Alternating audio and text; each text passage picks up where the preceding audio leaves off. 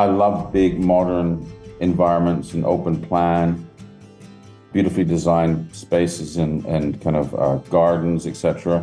But equally, I like smaller places, more intimate kind of experiences as well. Welcome to the Felt Experience podcast, where we discuss with some of the world's leaders and advocates how the physical environments of where we live, work and are educated can profoundly impact our physical, psychological and emotional health and well-being.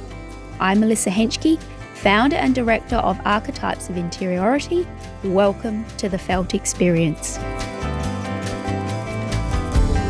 In today's episode, we will talk to Vince Frost about his mission for designing a better world and how design has the power to positively transform not just business, but our daily lives. Vince Frost is the founder, CEO, and executive creative director of Frost Collective. He's also a globally recognized and awarded creative who is passionately committed to designing a better world. After becoming the youngest associate director at the infamous London design consultancy Pentagram, he started his own studio, Frost Design, in 1994. In 2004, Vince relocated to Sydney, where he established his strategic creative studio, Frost Collective. Today, Vince works with his collective of designers, strategists, writers and thinkers at Frost Collective's studios in Sydney and London on projects that are shaping our world. Together with his team and leading arts and cultural organisations, government and business, he works to help bring visionary ideas to life. Vince's second book, Design Your Life, which looks at how design has the power to positively transform not just business, but our daily lives, was published by Penguin in November 2014. Vince now hosts the popular Design Your Life podcast series discussing this theory with design visionaries, entrepreneurs from across the globe. In 2006, Vince was the subject of a retrospective at Sydney Opera House, and he continues to be an international ambassador for the design industry, judging and speaking on the value of design and how it can change people's lives and our world for the better. Hello, Vince Frost. Welcome to the Felt Experience. I am incredibly grateful to have you on this podcast. How are you? Melissa, thank you. Thank you so much for having me on the podcast. I'm really excited to be here. It's really nice to be the other side of the table. I don't know which is better. I don't know. Yeah. Well, I don't know. It's always nice to have a conversation with someone cool. Well, shall we dive straight into these amazing questions that I have for you? Okay. So, Vince Frost, you are a global creative. You started Frost Collective just over 30 years ago. A big congratulations to you. Thank you. How has it evolved into what it is today? Yeah, that's a great question. Those 30 years, it's actually 30 years this coming November that we're going to be 30. Sorry, yeah, this November we're going to be 30 years old as a business. And I remember the early days when I started off, just me in my spare room, just kind of trying to be a business and trying to act like a business. I knew I could design and I knew that I could do the projects, but it was a real kind of eye-opener. It took quite a bit of time to kind of work out the business of design. And I have been over the last 30 years refining that as we go. But, over time, kind of attracted opportunities. I've always liked to be a generalist in my approach. Studied visual communication, but I love kind of helping people in whatever way we possibly can. And so we've kind of over time, with attracting different opportunities, we've grown a really diverse team with 3 specialist areas: place, brand, and environments. And I have a phenomenal team, about 40 people here in Sydney that I have the privilege of working with every day. Next, your vision and mission are to create better environments for the collective. How do you do this and why do you do this? Well, I think that we're in a really interesting time where it feels to me like the whole world, certainly architects, interior designers, and developers more generally, are change their focus on just building to sell or building to rent, but far more focused on building to enhance people's lives. and add quality to people's lives, how they live, work, and play. And so we are constantly working, whether we're working on a kind of someone's corporate headquarters or a park or a new development, kind of creating the place and the brand around that, or whether we're helping people navigate a destination, etc. It's been really diverse skill set within our company, and thankfully we have opportunities coming in every day to help people achieve their goals. I mean, that's generally what we're focusing on. What is Vince Frost's ideal physical environment, and how do you create and approach this from a branding, wayfinding, and people and place lens so the user is engaged, energized, and connected? Yeah, an ideal environment. It's a really good question. Kind of, I've thought about that. I think about that a lot. I mean, personally, I love big modern environments and open plan, beautifully designed spaces and kind of gardens, etc. But equally, I like smaller places, more intimate kind of experiences as well. I think that kind of diversity and that kind of focus on creating environments for that aren't just kind of built and kind of expect people to kind of find their way around it, but much more kind of focusing on what are the experiences that we're designing, or what are the experiences we want people to have, or what are the experiences where we want people to help them to kind of find and navigate. Mm-hmm. They can very be small experiences all the way through to kind of big types of experiences, but also we work so closely with the developers or the client or the builder or the architect or interior designers to really kind of unpack the story of the place and understand what is the unique point of difference with a particular place, and what are the experiences that we want to help kind of highlight or bring to light and help people kind of navigate that through whatever form may be possible. I'm talking kind of quite generally about this because every single project has it's incredibly different and adds like new challenges in terms of trying to kind of create a place that kind of people can really feel less stress, more happiness, Connected? less, yeah, less, yes, more connected to the place and the environment as well. So when you're doing that and coming up with, this is just an off the cuff look. You're looking at the branding and you're looking at wayfinding. How has that changed over the years? Because obviously our architecture and interior is an ever evolving, ever changing evolution.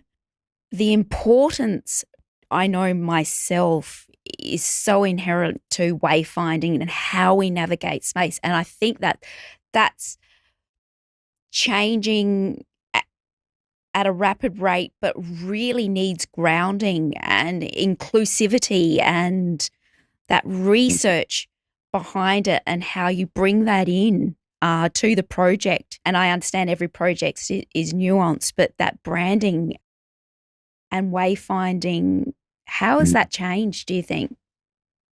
Well, for us, we've kind of over the years, we've developed a dedicated place branding team, Mm-hmm. and also a dedicated environmental wayfinding team as well. So I think that it really starts out with any project was really kind of a deep understanding of the project or the place Mm-hmm. and the uniqueness of that place. We do a lot of stakeholder workshops with a whole array of people that are involved in it, Mm-hmm. people around the area. And what we're looking for is kind of clues to what is special about this, not just the architecture, but what was there before. Mm-hmm. What is the story to kind of help unpack?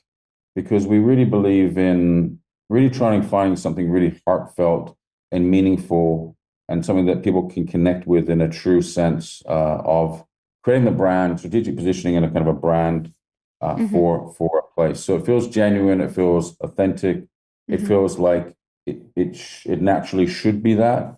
We don't really ever kind of come up with a kind of like, I guess in a way, we don't do your typical kind of property marketing type Mm-hmm. branding.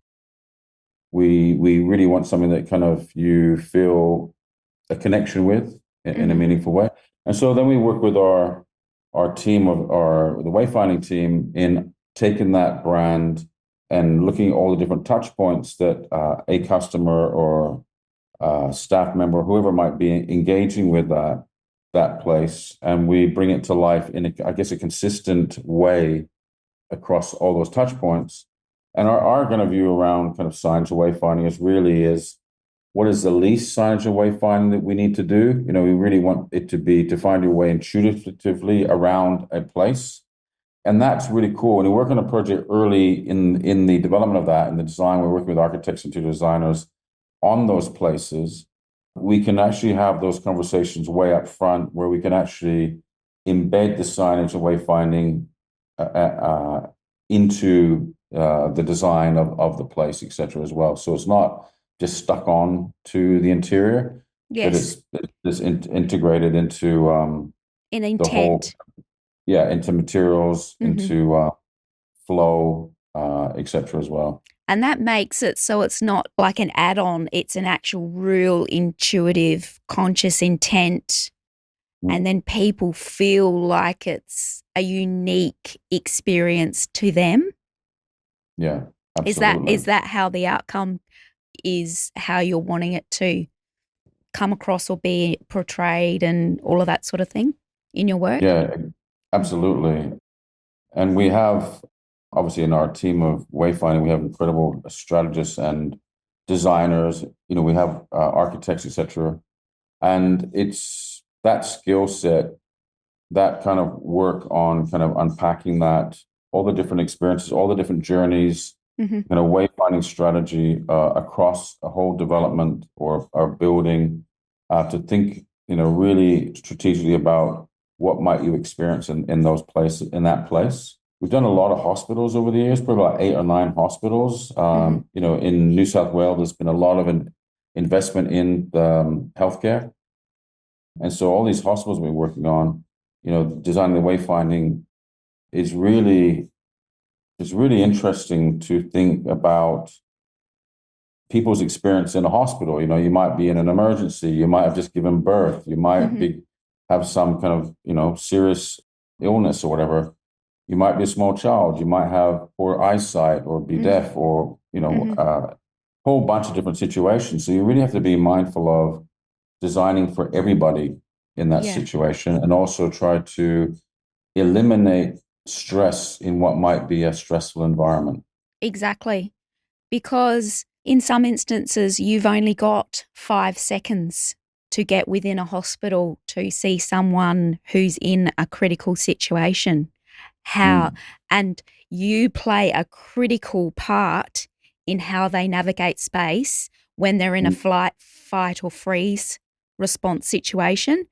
And designing for that is so impactful. Mm, And I think up until now, in my own experience and my own practice, looking and research and all of those things are crucial, and going to the forefront. How does this person experience the space? mm, My family member has got, I've been called in, it's an emergency situation. I've got 5 minutes to get here and I need to get to bed ABCD. How am I going to yeah. get to that space? Or it might be on the birth of a child, or all of these Yeah. experiences are crucial. And I think wayfinding is so critical in the design brief and the initial stages, and yeah, and creating inclusive environments. Yeah, absolutely. I mean, the last thing people are going to be looking at in that situation is, oh, that's a nice font, or that's a lovely Exactly. material taken there. Um, us designers get excited about that kind of stuff, but the general public aren't Yes. particularly interested in that, but they're interested in what it's saying and in which Hmm. direction to take and as and a and result. is it positioned correctly, for a multitude of people, Mm, is another interesting concept too. So yeah, I love it. exactly. I mean, we're constantly learning. I mean, this is the beauty of being designers and being working in this area is that every project we work on, whether it's Mm-hmm. a small project or a large scale project, Mm-hmm. it's an opportunity to try to do it better. Um, Mm-hmm. and we certainly look at that. We don't just get in this kind of rollout of the same thing all the time. We actually look at every opportunity, learn from the previous Mm-hmm. projects. And that's really important too, to go back to the projects you've done in the past Mm-hmm. and actually look at it and kind of I know we do defecting in terms of the making of the Mm-hmm. signs and et cetera, but we need to kind of spend more time looking at how people are generally reacting to the place, the space, Mm-hmm. Mm-hmm. what is working well, what could work better, Mm-hmm. to think about how do we fix that situation, Mm-hmm. or going forward, look at how do we bring that into the next project that we do. So that learning is really, really important. And that's something that I think in 30 years, I certainly feel like still learning every day. Mm-hmm. We still have new challenges every day. Mm-hmm. No two projects are the same, and no two opportunities are the same. Mm-hmm. And for me, it's really important that we never get complacent in how we approach things or the energy we put into projects. Mm-hmm. It's so important for people's lives that we really feel an obligation, as well as it being a project, we feel a real obligation to make sure that this is a really great outcome for everybody. Mm-hmm. The reflection and the reflection, the research, and to be able to move forward on the next project. Yeah, I love it. absolutely. I love it. So the images we see daily affect us on a conscious and subconscious level, whether we know it or not. They impact our physical, psychological, and emotional health and well-being. How do you use language, typography, and symbolism with this premise in mind to create better environments? I know that was a long-winded question, sorry, Vince, Yeah, but yeah. it's That's it. crucial. No, it is. It's actually a very good question, and that's something it's really important to design for all the senses and Mm-hmm. design for human beings, not for other designers. Like Mm-hmm. some designers often think about what they're designing, it's for an award, to enter awards or, Oh, to be the published and all that kind ego. of stuff. Well, yeah, and it's not about that. I think in terms of this, I guess it comes back to that kind of working, co-creating with the client, with the tenant, or with the business that we're designing for. So really spending a lot of time understanding that organization or the use of the place, and making sure that we're, like, as much as possible, try to understand the end user, the customer, whoever that might be, or in a workplace, obviously the employees, how they navigate the place, what they're going to be doing in it, and how do we use design to kind of stimulate or calm or alleviate or help in whatever way. So there's the kind of very, I guess, a lot of testing goes on as well in what we're doing, what we're recommending, prototyping.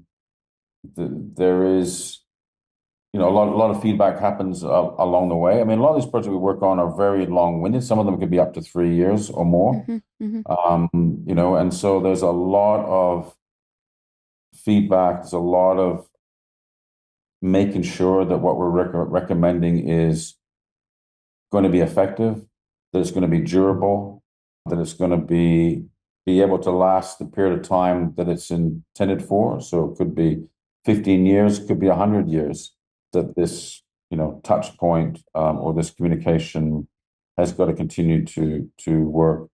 It also might be that it's digital, that it might be done through sound, it might be done through scent. There's a lot of other ways that you can enhance experiences in a place as well.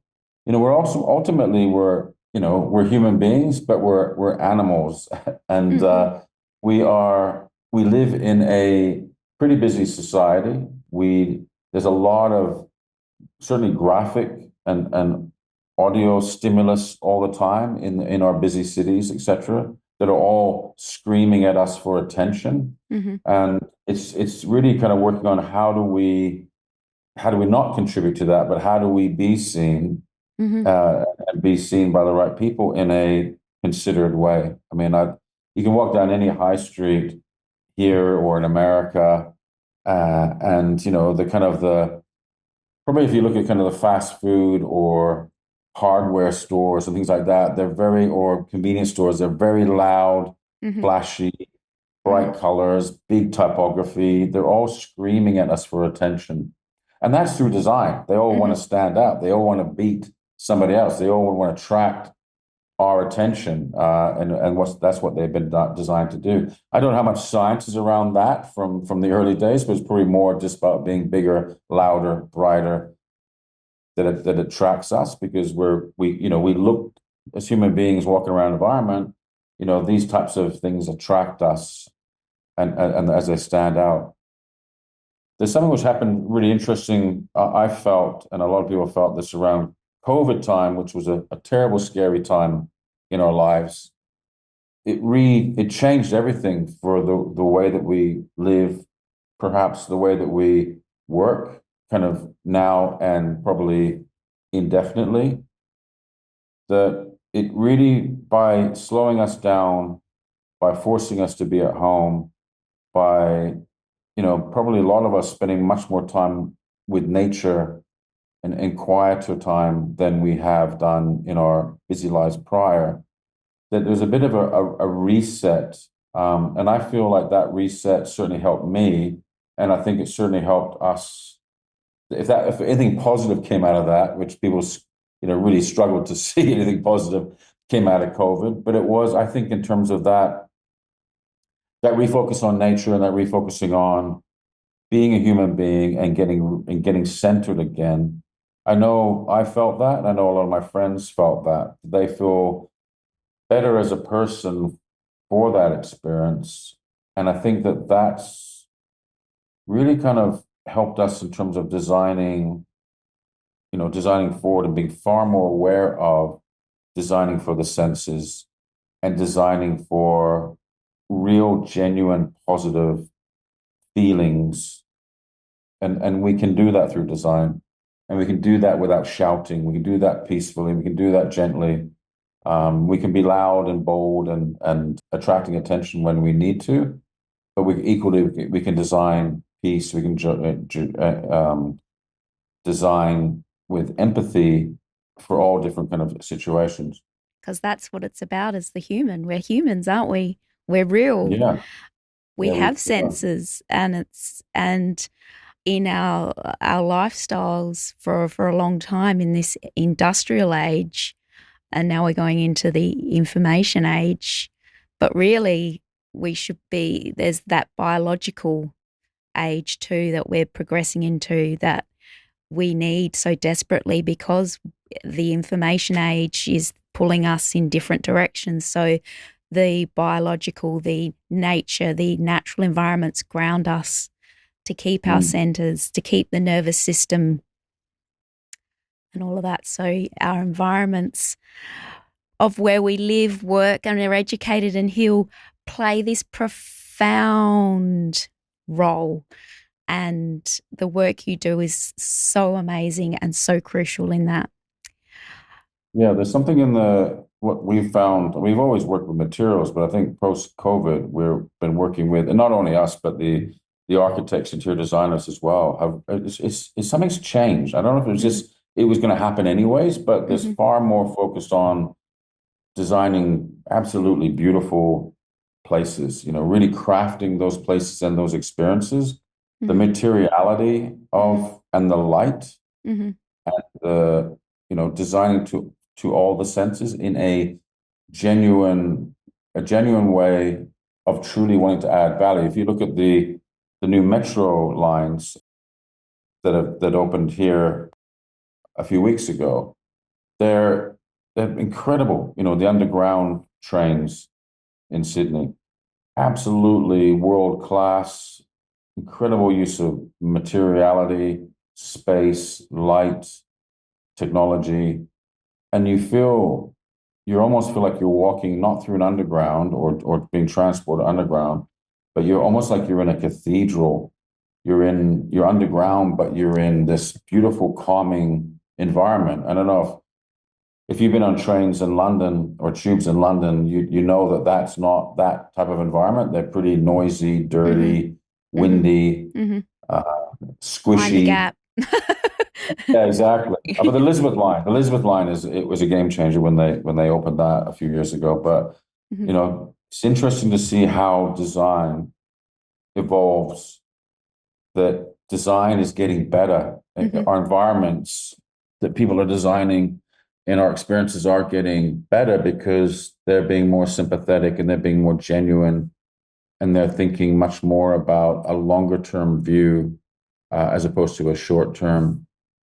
I mean, Transactional. like, yeah, and if you look at advertising, which is where I guess a lot of communication came from originally, advertising felt to me like that was always like a manipulation of the senses, like it was really Mm. trying to trick us into buying or purchasing something that we don't necessarily really want or need Mm-hmm. in our lives. Whereas the physical space needs to be more, it's more permanent and it has a much more, I guess, more gentler approach to guiding us and influencing us in whatever ways seemed kind of important. How is technology impacting your work and how are you using it moving forward to create better physical environments of where we live, work, and are educated?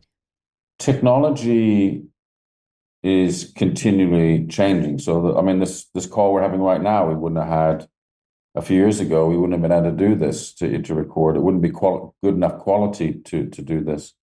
I think that I remember from the early days designing back in before I started my company, there was no computers, there was no Apple computers, and so everything at that time was done by hand and very kind of a much more long-winded process.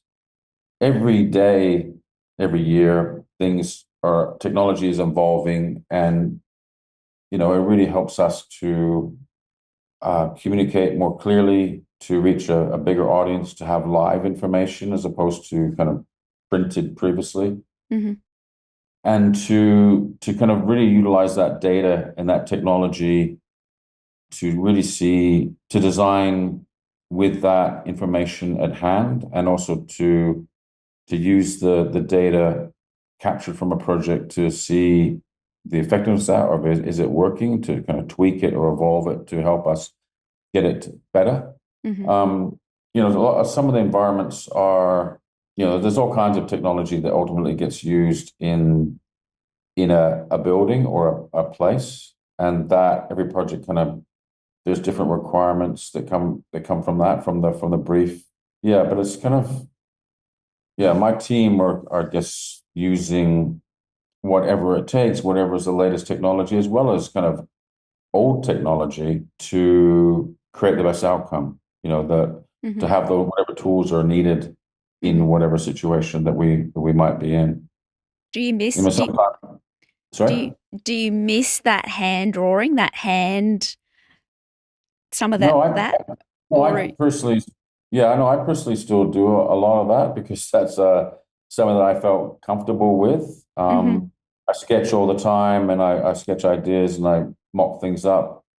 But the team is, as I said, about 40 of them. A lot of young people in the business who predominantly work with that new technology and are very comfortable with, turn the hand to anything on that. I don't jump on a computer straight away when I, personally start a project, but the young guys do. Let's go straight into utilizing the technology and start to kind of build with that. And that's like, it's whatever it takes is Mm-hmm. ultimately, I don't care how people necessarily do it as long as the outcome is good, Mm-hmm. Mm-hmm. So there's a mixture of old craftsmanship as well as new technology. I think that's really cool to have It's that balance. beautiful. It's There's some beautiful. signage that we're doing down in the CBD it's kind of like a public walking space. And we're, having these signage that we're creating is actually made out of stone, local stone. It's got kind of bronze type embedded in it. It's kind of like, in a way, old technology and craftsmanship, Mm-hmm. masonry, but it feels fresh and modern. Mm-hmm. It's absolutely durable. Mm-hmm. It's really pleasing to the senses.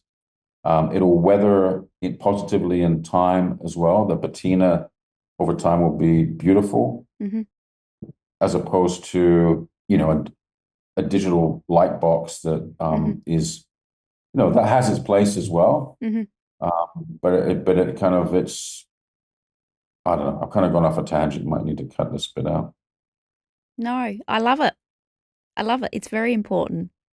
It's very important because you're using the old with the new, the old artisans with the new technology, and you're forming sensory experiences. I love it. Yeah, yeah, I love it. absolutely. I love it. My final question to you, Vince, is what's next for Vince Frost and Frost Collective?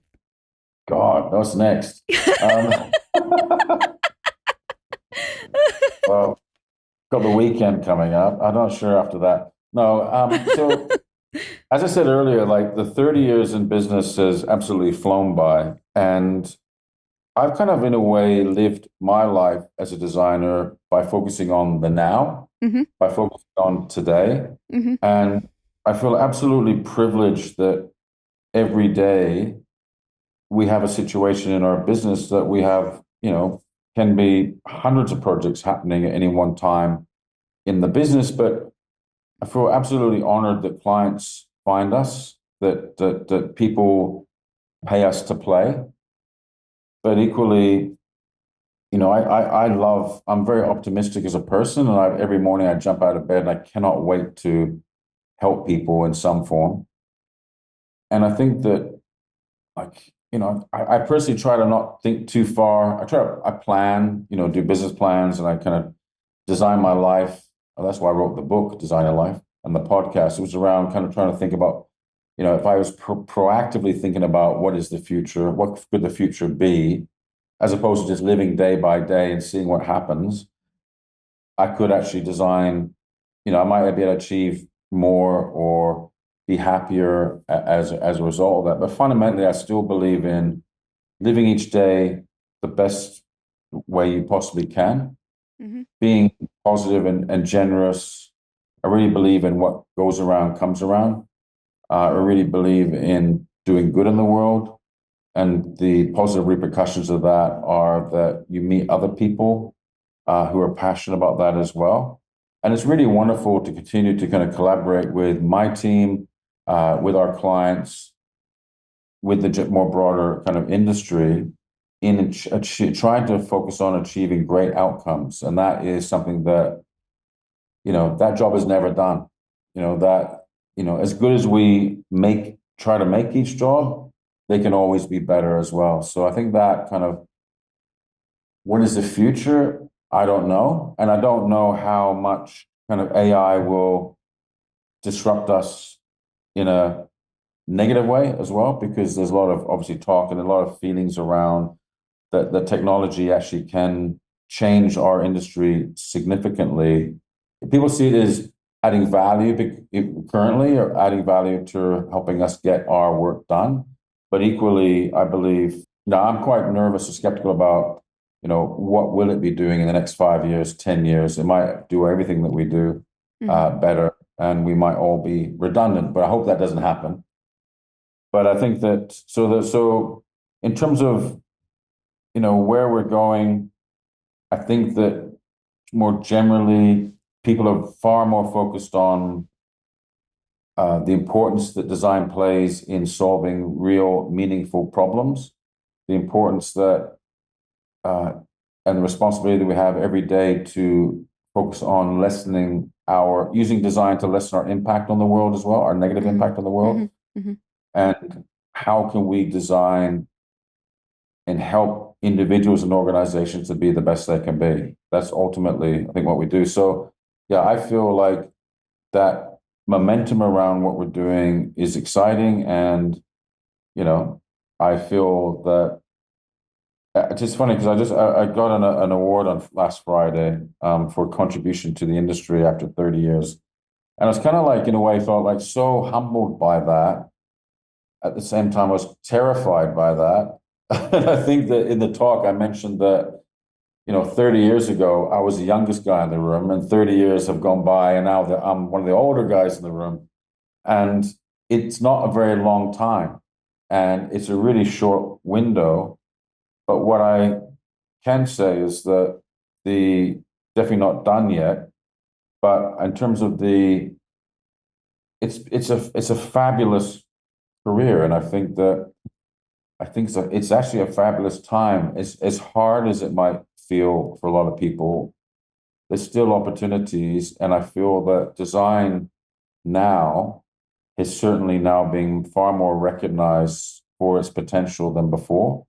And you can see with the changing face of, workplaces or public environments or hospitals or education or etc. Right across society, you can see how design is playing a part in adding value to our lives, which I think is, and people and clients and people more generally are really understanding that far more than they ever did, 20 years or 30 years ago. Design is potential. And I think that every day we have that potential to do something great. Thank you, Vince. You have been a phenomenon, and I've loved every minute. And congratulations on your award, and mate, the journey and the opening of opportunities and the global collective I love, and the leadership that you're providing, and the value of seeing how paying it forward and the human-centered approach to design is the way forward and the way to be. So awesome. Thank you. Oh, thank you. Thank you so much for having me on your podcast. I feel it's been a nice conversation. Really nice to see you. You're in a much nicer environment there. You look much more professional than I am in my kitchen here. But I love it. I love the garden setting behind, and you know what it's about? It's about making people feel comfortable too. So yeah, absolutely. Yeah. And you can be anywhere. This is what it's about too. You can be anywhere and we can still have these awesome conversations. So absolutely. I love it. Okay, cool. Thank you for having me on this podcast. I really appreciate that. I look forward to further conversations. Awesome. Thank you. I hope you've enjoyed the latest episode of The Felt Experience. I'm Melissa Henschke, your host. Thank you for tuning in. Please leave any queries, questions you may have on the various platforms you've tuned in through. We look forward to seeing you next time.